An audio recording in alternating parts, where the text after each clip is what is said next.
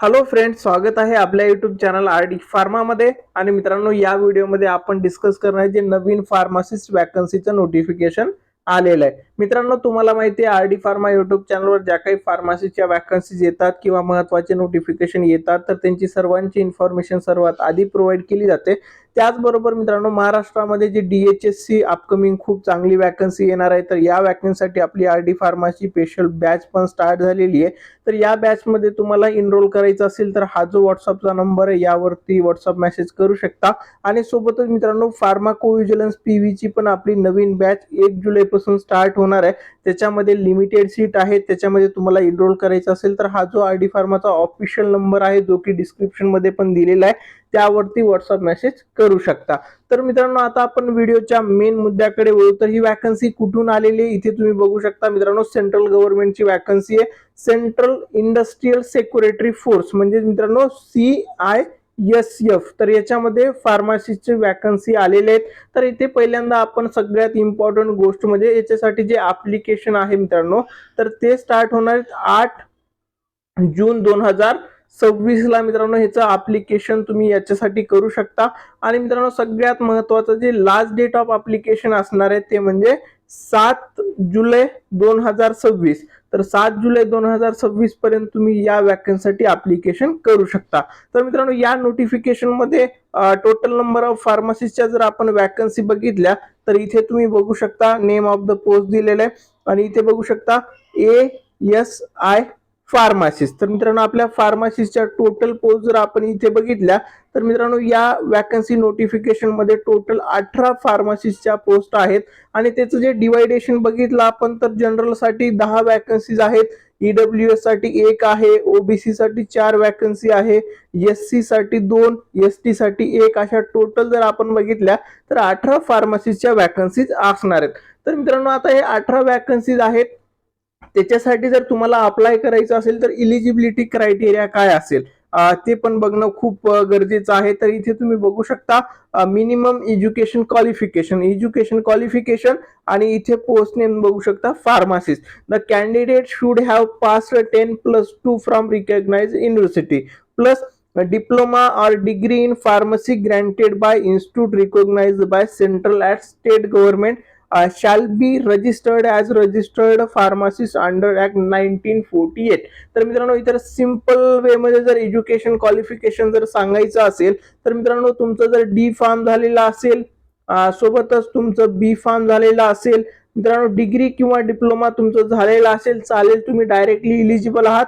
Plus तुम्हाला जे PCIचं registration असतं फार्मसी ऍक्ट 1948 नुसार जे काही आपलं लायसन आहे ते तुम्हाला लागणार आहे. म्हणजे या 18 वॅकन्सीसाठी तुम्ही ऍप्लिकेशन फॉर्म फिल करू शकता. त्याच्यानंतर मित्रांनो, इथे आणखीन एक इम्पॉर्टंट आहे ते म्हणजे एज क्रायटेरिया पण इथे दिलेलं आहे. तर मित्रांनो, इथे फार्मासिस्टचं एज क्रायटेरिया जर बघितला तर तुमचं एज बिटवीन किती 18 ते 28 याच्यामध्ये तुमचं एज असलं पाहिजे. आणि हे एज कॅल्क्युलेट करण्याचं जे डेट आहे तर ते म्हणजे लास्ट डेट ऑफ ऍप्लिकेशन जी आहे 7/7/2026 याच्या थ्रू कॅल्क्युलेट केलं जाईल. तर तुमचं एज बिटवीन असलं पाहिजे 18 ते 28. त्याच्यानंतर मित्रांनो, या वॅकन्सीसाठी जर तुम्हाला ऍप्लिकेशन करायचं असेल ना तर ही जी ऑफिशियल साईट आहे या साईटवर जायचंय. CISF ची साईट आहे, या साईटवर जाऊन तुम्ही ऍप्लिकेशन करू शकता. आणि त्याच्यानंतर ऍप्लिकेशन करण्यासाठी जे काही डॉक्युमेंट किंवा जे काही प्रोसेस आहे ती पण या नोटिफिकेशन मध्ये दिलेली आहे. सोबतच मित्रांनो, या नोटिफिकेशन मध्ये तुम्हाला फिजिकल स्टँडर्ड पण दिलेलं आहे.